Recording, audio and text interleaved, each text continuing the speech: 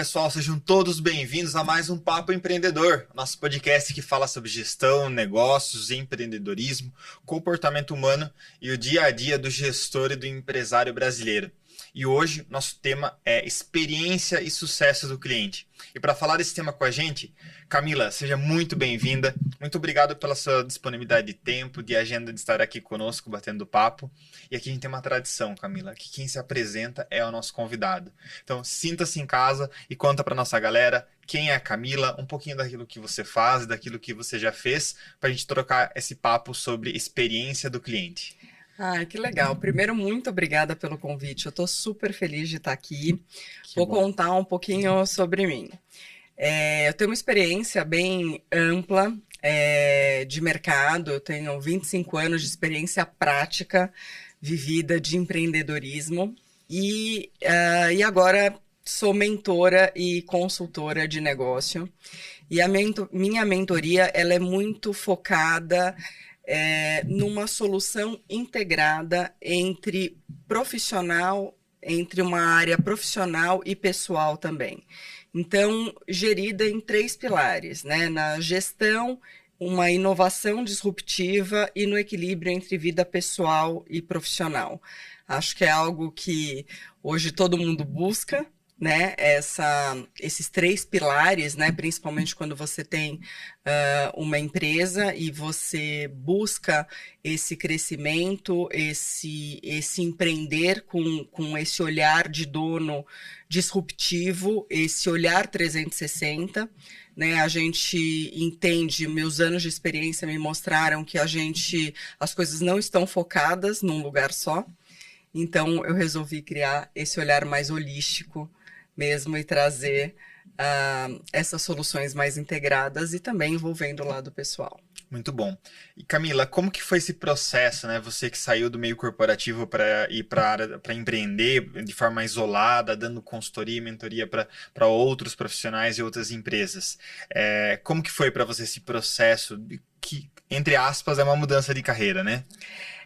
Na verdade foi um processo bem natural, Felipe, porque eu vim de uma família empreendedora, né? Eu passei, eu brinco que eu acho que eu comecei a empreender antes mesmo de entender o que significava essa palavra. Então eu fui aquela pessoa que desde pequena eu vendia brigadeiro na escola, eu já vendi sanduíche natural, bijuteria, roupa. E eu comecei a trabalhar muito cedo. Eu, com 17 anos, antes mesmo de entrar na faculdade, eu comecei a trabalhar na empresa da minha família, na Jogé Lingerie, e por lá eu fiquei por 20 anos. Né? Eu fiz a minha grande carreira, foi lá o que me deu uma ampla experiência a respeito desse 360 do negócio. Né? Então, eu brinco que você ser filha do dono é o melhor e o pior emprego do mundo. É um desafio, né?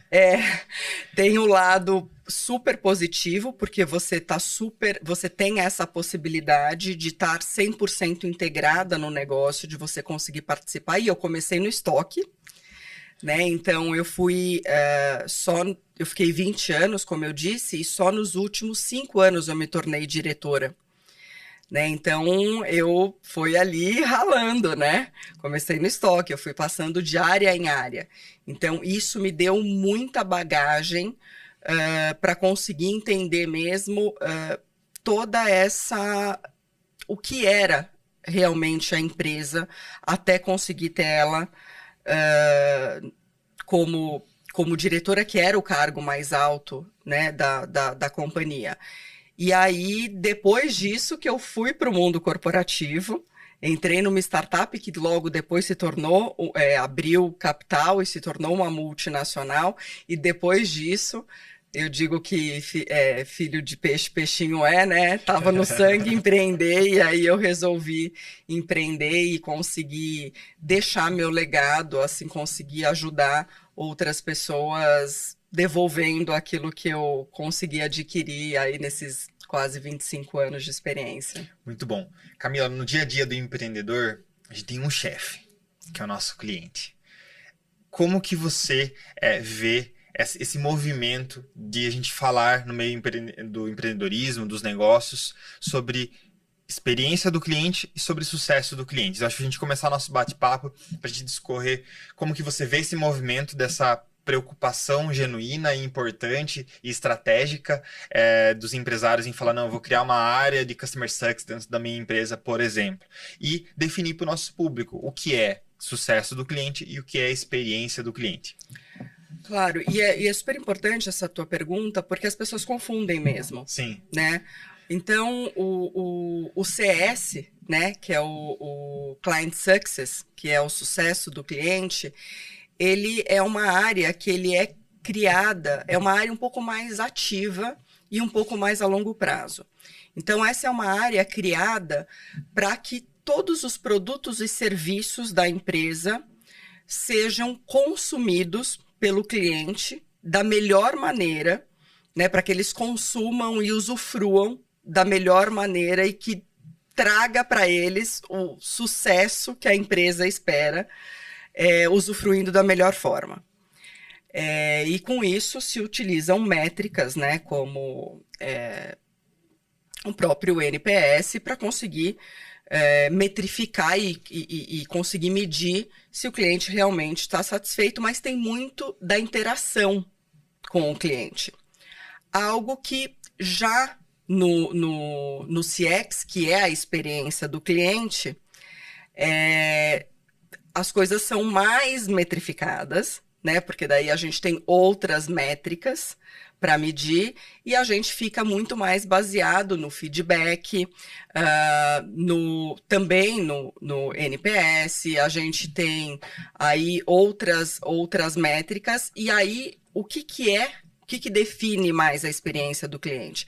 É a gente garantir que em cada ponto da jornada do cliente, a marca, né, ou a empresa, consiga traduzir e trazer a experiência premium ou excelente em cada ponto do contato, do início ao fim. Então, desde da entrada do Google, da busca, até o pós-venda. E aí cai uma questão muito importante, que às vezes a empresa ela tem uma experiência no digital e ela tem outra experiência no offline, no físico, e o Google dela tá uma fachada, nada a ver lá do que é o negócio dela, e aí tem essa desconexão entre a jornada do cliente, né? Isso é muito comum. Eu costumo dizer muito para os meus mentorados e até para amigos meus, que eu falo que, tem até um vídeo meu que eu falo, pare de servir docinhos e champanhe e achar que com isso a sua experiência do cliente está maravilhosa, porque as pessoas acham muito isso, que experiência do cliente é você mimar o cliente. E óbvio que a experiência do cliente faz parte você produzir e você, né, dá para o cliente mesmo uma coisa diferenciada, você trazer esse diferencial, mas vai muito além disso. É o cliente conseguir muito facilmente te achar, por exemplo, e as pessoas se esquecem disso. Então, às vezes você vê numa campanha de moda, por exemplo, a empresa gasta uma fortuna fazendo uma campanha maravilhosa, aí gasta com uma divulgação incrível, e quantas vezes a gente não é impactado com essa campanha e você quer comprar o produto e você não consegue. Você não consegue comprar, você não sabe aonde comprar, você não sabe aonde tem essa loja mais próxima de você, você não consegue nem entrar em contato, porque ninguém pensou nessa jornada. Né? Ninguém teve esse cuidado, e o CX é exatamente isso. Esses dias eu saí da igreja de manhã com a minha noiva, a gente falou, vamos tomar um café num lugar diferente, e a gente buscou lá a hashtag cafeteria próxima, certo? A gente foi usar essa ferramenta, a gente gostaria de conhecer outro local, e a gente achou um local que acho que seria legal. Com produtos orgânicos, uma experiência diferente. Sim. E aí a gente foi fazer o quê? Eu falei, Fer, entra aí e coloca a localização. No Instagram da cafeteria não tinha a localização. Para a gente conseguir descobrir a localização, a gente tinha que procurar os destaques, onde no destaque tinha uma localização. Então, como você trouxe, um exemplo simples, que se eles tivessem colocado a localização, a gente ia clicar ali, já ia cair para o Waze, ia melhorar a experiência para a gente conseguir chegar no local, né? Agora, você imagina aí quantos clientes eles estão deixando de levar para essa cafeteria por conta de uma coisa muito simples e de repente eles estão gastando, por isso que eu falo que as coisas estão interligadas. E aí as pessoas caem muito no erro do quê? Nossa, não estou vendendo, não estou atraindo outros clientes. O que eu vou fazer? Um rebranding. Nossa, mas espera, será que seu problema realmente está no rebranding? Sim. Se você não olhar o 360, de repente você vai gastar num rebranding e teu problema às vezes é tão mais simples e de repente não custa nada. Porque você arrumar isso, por exemplo, não te custa absolutamente nada. E Camila, para o empresário, que às vezes ele é tudo na empresa, ele é o comercial, ele é o marketing, ele é o gestor, e que esse é um processo natural do pequeno e do médio empresário Sim. quando está começando, e acho que tem que ter esse respeito, né, por essa história. Total. Todo mundo já passou por isso. Todo mundo já passou por isso, né? E ele nos deixa mais fortes também, né? Qual seria um raio-x ou checklist em relação a esses detalhes de experiência do cliente que o empresário ele pode ter no seu negócio? Tanto pensando num serviço quanto num produto.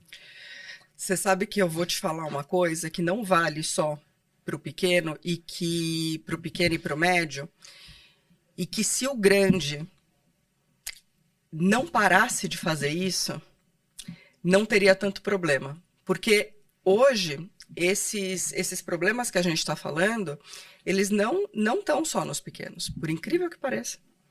As grandes empresas têm problemas assim exatamente porque eles ficam muito... Chega uma hora que a empresa vai crescendo e eles ficam muito presos apenas às métricas que o BI traz, né, que é o Business Intelligence, daí a coisa começa a ficar muito metrificada e aí tudo vira atrás da tela do computador. E, na verdade, o que a gente não pode perder é o que a gente faz lá no início, quando a gente não tem nada disso, quando a gente não tem a métrica, quando a gente não tem o BI, quando a gente não tem a estrutura toda, que é o quê? A gente se vestir de cliente. O que significa se vestir de cliente? É você ir lá e fazer a jornada do cliente. É você vestir o sapatinho do cliente, você vestir a roupa de cliente e você ir se perguntando de tempos em tempos se aquilo que você está fazendo, você como consumidor, você aceitaria aquilo como bom? Você acha que aquilo está legal? Como você encararia aquilo? Se você estivesse na pele do consumidor. E as pessoas fazem pouco essa pergunta. Porque, de novo, as pessoas ficam assim, o meu NPS tá bom. Mas tá bom comparado ao quê? Você já se perguntou quanto tempo você demora para responder um consumidor? E aí a pergunta que eu digo é, o tempo de resposta, ele é suficiente ou o tempo de resolução do problema é mais importante? Que são coisas diferentes. Completamente diferentes. Nós queremos nossos problemas resolvidos, não necessariamente uma resposta rápida. Exatamente. Porque oi, tudo bem é uma resposta. Sim. Né? O meu problema resolvido é completamente outra. Nada me irrita tanto quanto alguém mandar uma mensagem no WhatsApp. Oi, tudo bem? Exatamente, porque isso já vai dar o meu tempo de resposta muito rápido, mas não resolveu o meu problema. Sim. E o fato de, muitas vezes, você ter que repetir o seu problema para diversas pessoas já te causou uma insatisfação e muitas vezes você já desistiu ali de resolver o seu problema e você já ficou insatisfeito. Sim. Camila, vou trazer duas perguntas específicas, né? Na verdade, é um case. Lá na Device, a gente se deparou em um momento onde nós fomos notificados a validar a plataforma, né, do WhatsApp dentro da Meta, para não caracterizar spam, né, e todas aquelas questões de verificação. E aí, com isso, a gente está sujeito às regras, por exemplo, da Meta. Então, se eu mandar uma mensagem para a Camila e a Camila não autorizar eu começo a continuar a conversa, pelas regras da Meta, eu não posso continuar a conversa. Né? A gente tem que mandar os templates lá e tudo mais. E aí, eu me perguntei, falei, porra, mas eu odeio conversar com robô. A experiência é muito ruim. Você ficar, digite 1, digite 2, Sim. Você tem uma sensação de empresa de telefonia. Exato. E que, por natureza, tem NPS negativo. Já é a roupa Sim. das empresas de telefonia. E a gente, no processo de validação, a gente encontrou diversas dificuldades em achar uma plataforma que brigasse o menos possível com o nosso cliente. A gente fez diversas validações, aparentemente está ok. Ainda que eu não gostaria de ter que clicar para escolher com qual área eu desejo falar, eu enquanto cliente. Eu gostaria mais de uma comunicação pessoal e uma comunicação menos falando com o Magazine Luiza, por Uhum. exemplo, tá? Mas eu acho que muitas empresas acabam entrando nessa dificuldade quando fala de atendimento, que por uma necessidade de tecnologia vai automatizar essa comunicação, mas perde a relação cliente-produto, cliente-serviço. Como que você vê esse processo de atendimento que a gente precisa caminhar para uma automação, mas também a gente não quer perder a humanização? Eu já volto para a próxima pergunta, que é como lidar quando acontece uma crise e que você minimize o sofrimento do seu cliente. Eu acho que a gente está num processo de transição, transição de geração, Tá. e é crítico, porque eu tenho 42 anos, e nós somos um povo, o povo latino é um povo do olho no olho, é um povo que gosta da interação, gosta do atendimento, né? Então, a gente não gosta do autoatendimento. A gente gosta de ser atendido, né? Então, é completamente diferente de quando você vai para os Estados Unidos ou Europa, que você vai na grande maioria das lojas e você tem um autoatendimento. A gente não gosta disso. A gente gosta de ter o vendedor conversando com a gente, ajudando para a gente perguntar e tudo mais. E isso não é diferente do chatbot. Quando a gente tem o chatbot, isso incomoda. Exatamente por isso que a gente gosta dessa interação. Porém, a agilidade e os custos, a tecnologia nos ajuda muito nisso, né? E aí a gente tem uma briga entre gerações, né? De uma parte das pessoas gostam da agilidade e não se importam de falar com um robô, outra parte se incomoda de falar com um robô e gostaria de falar com um humano. Então, eu brinco que assim, é um pouco acender duas velas. Não é uma tarefa fácil ainda. Então, eu sempre acho que a melhor solução é, em todos os meios que a gente tiver, eu acho que assim, não dá para não ter o chatbot. Hoje, quem pensar em custo e agilidade não tem que tentar deixar essa comunicação o mais humana possível, mais humanizada possível, né, através desse texto, né, dessa comunicação, ela ser uma comunicação com não a comunicação que você gostaria, mas a comunicação que o teu cliente gostaria. Então, Sim. isso é muito importante. Qual é a linguagem que ele está acostumado, né? Então, isso já ajuda um pouco. E aí, a segunda coisa é sempre você ter a opção dele falar com uma pessoa. A gente, no processo de validação da tecnologia, eu falei pro time, falei, olha, eu não quero uma plataforma que brigue com o cliente, porque isso é muito ruim, né? Um dia eu tentei fazer uma alteração eu ia mudar de apartamento, eu fui tentar fazer uma alteração de endereço do telefone, da internet. Aí não conseguia falar com o humano, comecei a me estressar, obviamente. Aí eu fiz o pedido de alteração, a atendente me ligou e falou: Olha, Felipe, você pediu para alterar para esse endereço, mas a gente não atende esse endereço. Eu falei: Ah, então tá bom, obrigado, vou precisar rescindir. Dela: Não, mas você precisa ficar mais 2 meses do contrato. Eu falei: Tá, mas vocês não atendem tal local. Ah, não, procure um apartamento onde a gente atenda. Né? Nossa, simples, né? É simples assim, né? Nossa, você me deu uma solução que resolveu o meu problema. Aí eu falei, moça, tá bom, obrigado. Desliguei o telefone, depois eu fiz o procedimento correto, abri uma reclamação na ANEEL e tudo mais. Porque eu também entendia que eu ser ríspido com ela não ia resolver o problema, porque o problema não era ela, não é ela, é a estrutura a da estrutura empresa. como um todo, Uhum. né? Então a gente falou, pô, vamos pegar uma plataforma que se o cara clicou lá que quer falar com o departamento pessoal, mas ele tá tentando falar com o contábil, e se ele errou, a plataforma não brigue e deixa ele na fila de atendimento e qualquer atendente pegue esse atendimento e dê a solução para ele. Acho que esse é um ponto. Agora, Camila, para que quando a gente tem uma crise, que acho que todo negócio vai ter uma crise, e aquele que não teve, alguma coisa tá fazendo errado, porque vai ter uma crise de atendimento ao cliente. Como minimizar os efeitos dessa crise para que esse cara não se torne um detrator do nosso negócio e como minimizar a dor dele nesse momento de insatisfação? eu acho que nenhum cliente se importa da empresa errar, de verdade. A gente não tem problema quando as pessoas erram com a gente. O nosso problema está em como as pessoas resolvem e com a agilidade que elas resolvem. E isso foi uma coisa que eu aprendi muito trabalhando com as marcas de luxo. As marcas de luxo têm uma característica onde elas, quando elas erram, e erram, porque né? Não é porque é uma marca de luxo high-end, premium, super premium, como essas marcas que eu trabalhava, que eram Dior, Hermès, Cartier, entre outras, que não erram, cometem erros. Só que a diferença é isso.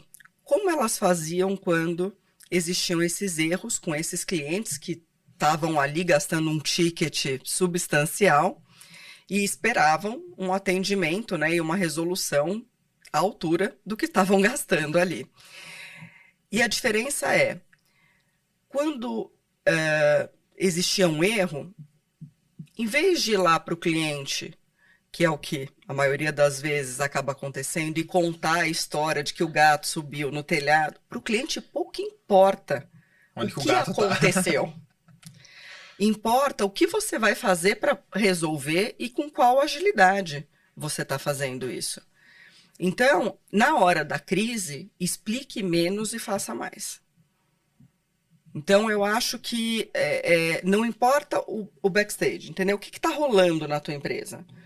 O que está acontecendo? O que você está... Porque muitas vezes você fica assim, não, olha, a gente está resolvendo para melhorar. Não importa. Importa a situação dele. Como você vai resolver para ele naquele momento? Depois você pensa, entendeu? Então, na hora da crise, apagar um incêndio. Depois você vai pensar em como você vai prevenir para que aquele incêndio não aconteça de novo. Mas é importante ter essa ação pós de planejamento. Ela tem que ser imediata. Só que primeiro você vai apagar o incêndio para que ele não seja um detrator, porque senão aquele cliente vai ser um detrator. Se você tentar prever os próximos incêndios enquanto você resolve o problema, você vai demorar demais para resolver. Sim. Então, primeiro apaga o incêndio, mesmo que esse incêndio vá te custar mais caro, porque vai ser mais caro depois você recuperar esse cliente do que você gastar para apagar esse incêndio. Sim. E aí, depois você pensa em como... Imediatamente, você tem que pensar em como você não vai perder outros clientes. E você acredita que é uma solução começar a mapear essas crises com o cliente para que, como se fosse um FAQ para dentro da empresa?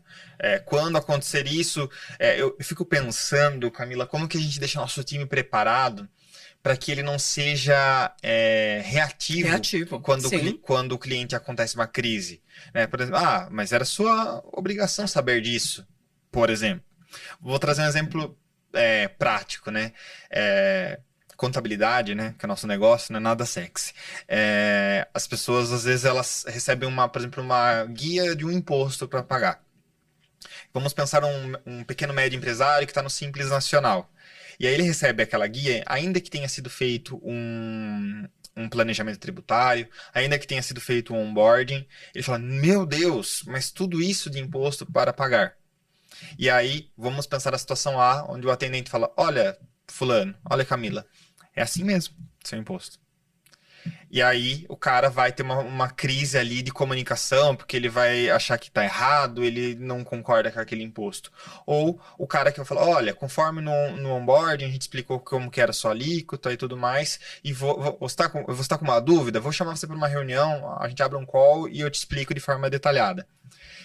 Esses seriam dois exemplos de minimizar a dor do cara que está pagando imposto, tá? Pensando no pequeno e no médio empresário. Mas como a gente deixa um time 100% preparado para não dar a primeira resposta, né?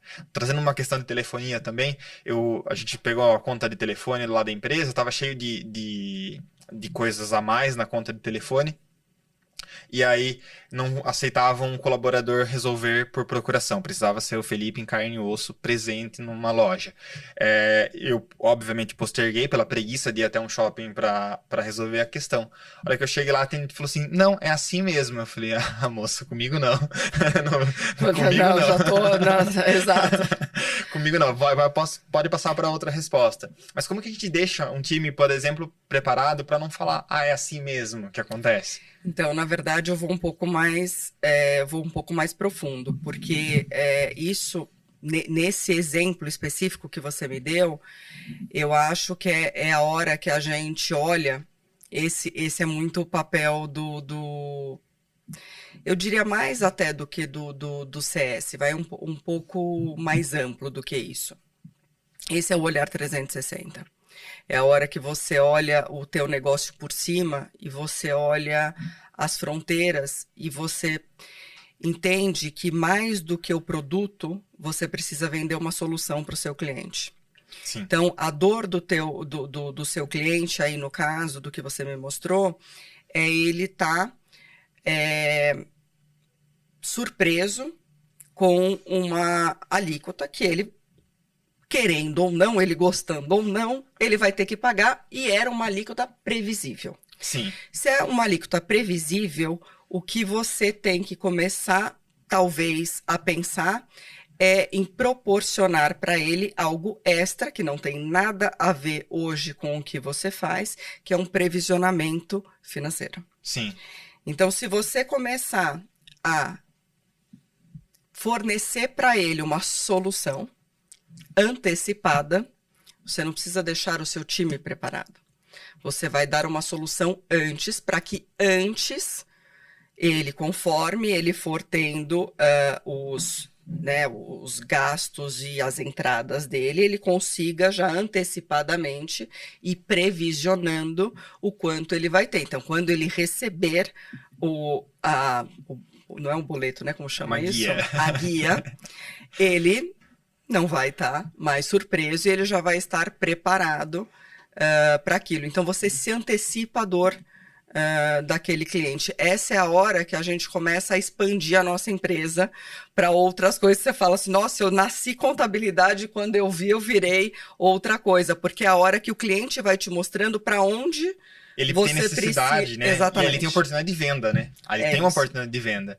Você sabe, Camila, que acho que em 2019 a gente assumiu lá na Device um cliente, um médico plantonista, e a gente abriu empresa e tal, né? Começo de negócio, a gente tava com 3 anos, e ele primeiro mês ele mandou uma mensagem desesperada pra mim, Felipe, eu tô muito nervoso e tal.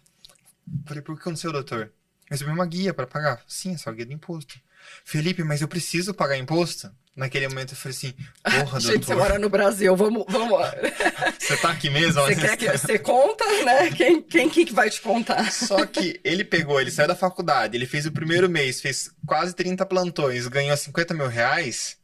Ele tava deslumbrado por uma vida de internato, que não recebia nada. Ele não tava preparado emocionalmente para entender que ele tinha que pagar imposto porque ele era empresário. Ele falou, não, mas eu sou funcionário do hospital. Ok, beleza. Foi aí que a gente teve o insight de falar de planejamento tributário na reunião comercial. Não deixar para falar depois, porque o cara ele já precisa ter um pouco de contexto daquilo que ele vai ter. Beleza, pode ser que todo mundo agora saiba que a gente precisa pagar imposto no Brasil. Mas teve esse cara que estava ingênuo a ponto de não saber que ele teria que pagar imposto. Porque ele achou que ele ia receber do hospital e estava tudo certo, que ele não teria imposto a pagar. Então, às vezes, algo que é óbvio também precisa ser dito para o cliente durante o atendimento, né? Nada é óbvio. Eu brinco que o óbvio, ele só é óbvio pra gente que tá lá todos os dias fazendo as coisas. Então, o óbvio, ele não só precisa ser dito, como ele precisa ser explícito, e ele precisa estar explícito o tempo inteiro para o cliente. Então, voltando a um pouco do que a gente estava falando, um negócio, quando a gente tem o cliente no centro, a ideia é exatamente isso. A gente está o tempo inteiro imerso nas necessidades, nas dores e nos hábitos, porque é isso que vai dando insumo para entender para que lado a nossa companhia tem que ir seguindo, porque nem sempre se trata do produto, né? Se trata da gente solucionar uma dor através daquilo que a gente presta, né? Então, teu cliente está sofrendo uma dor, que eu vou fazer para solucionar? Agora, tem um ponto, por que eu quis voltar nesse assunto? Só para complementar, porque senão é uma coisa que é uma armadilha e as pessoas caem nessa armadilha. Que é nessa hora de expandir e fazer algo que né, para complementar e sanar uma dor, é a hora que a gente, nem sempre a gente é apto a sanar essa dor. De repente, a tua empresa, sim, nossa, tem total aptidão e know-how para fazer isso e prestar para sanar essa dor do cliente. Agora, se você não é apto ou melhor para fazer isso, vá atrás de uma parceria e contrate uma parceria, né? Faça uma parceria estratégica e traga uma solução para a tua marca que traga o melhor serviço desse planejamento financeiro para o cara. Criar um ecossistema que atenda o cliente, né? Exatamente, porque senão, aí o que você faz? Você faz um negócio meia boca, entendeu? Porque você não é o especialista para fazer isso. E aí você começa a fazer um monte de coisinhas meia-bocas, e aí vira um pato. Aí aquela coisa maravilhosa que você tinha, que você sabe fazer tão bem, a tua marca, o que acontece? Ela vai lá para baixo. Porque aí começa a ficar um monte de coisas meia-bocas, porque as pessoas têm o ego, que aí vem ego. Não, eu sou bom em tudo. Eu consigo fazer, não quero parceiro. A gente faz internamente. Gente, é a pior besteira. Não precisa querer fazer interno.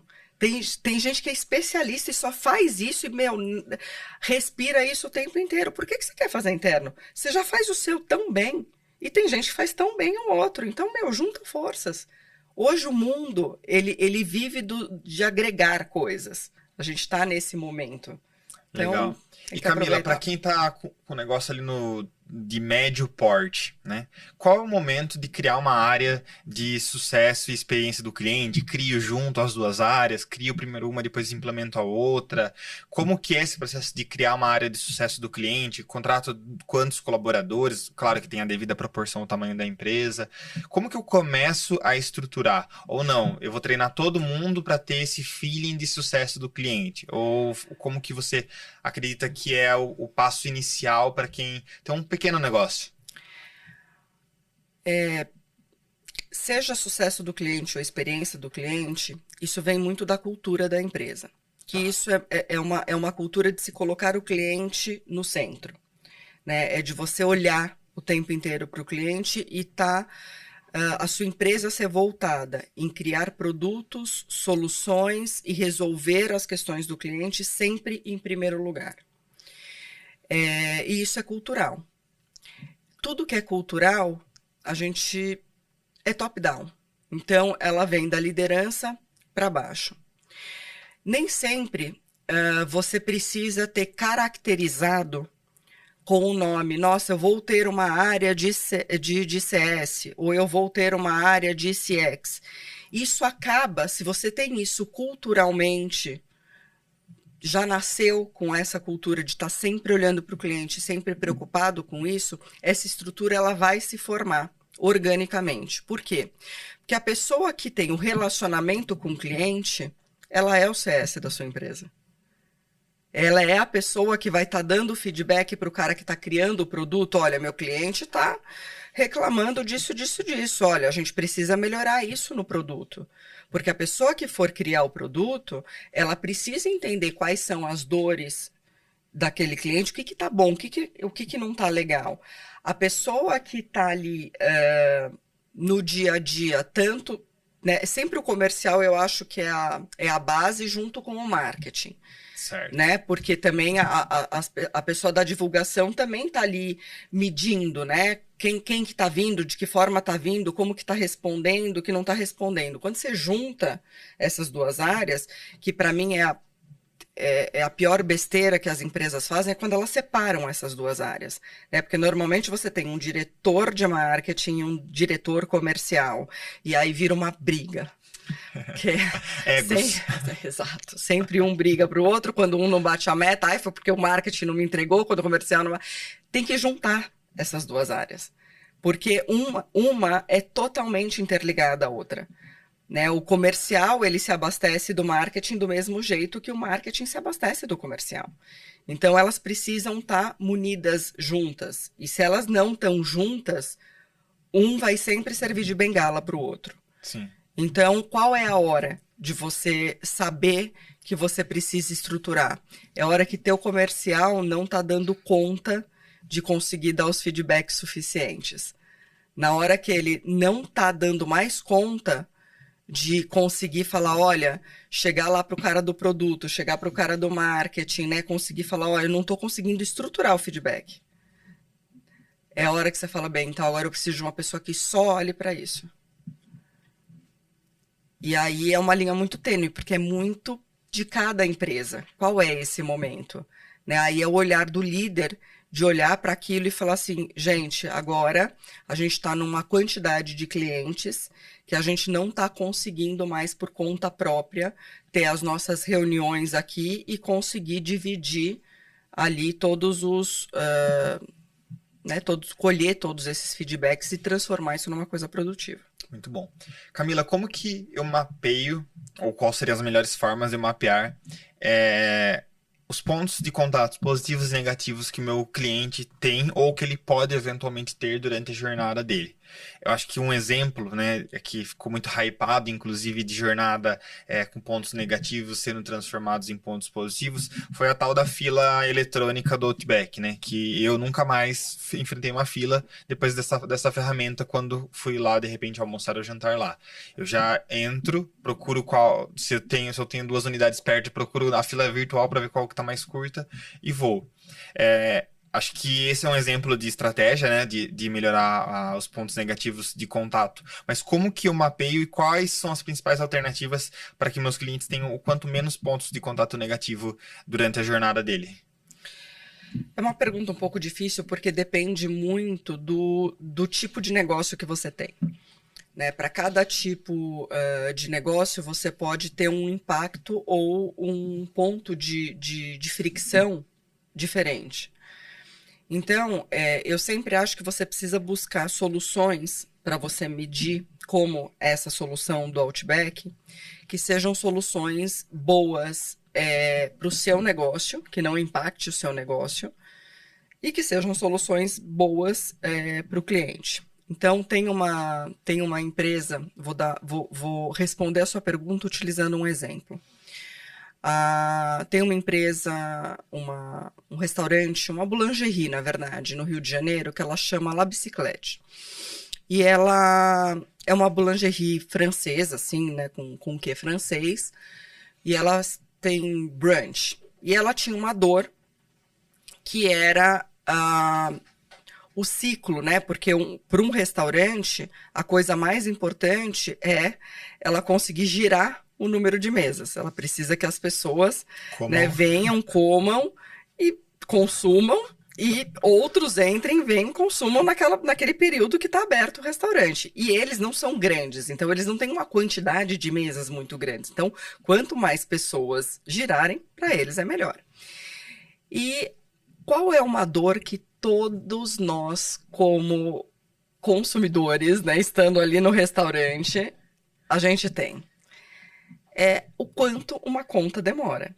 Então, todo mundo que pede um cafezinho, não sei se você já reparou, toda vez a gente faz a mesma, né?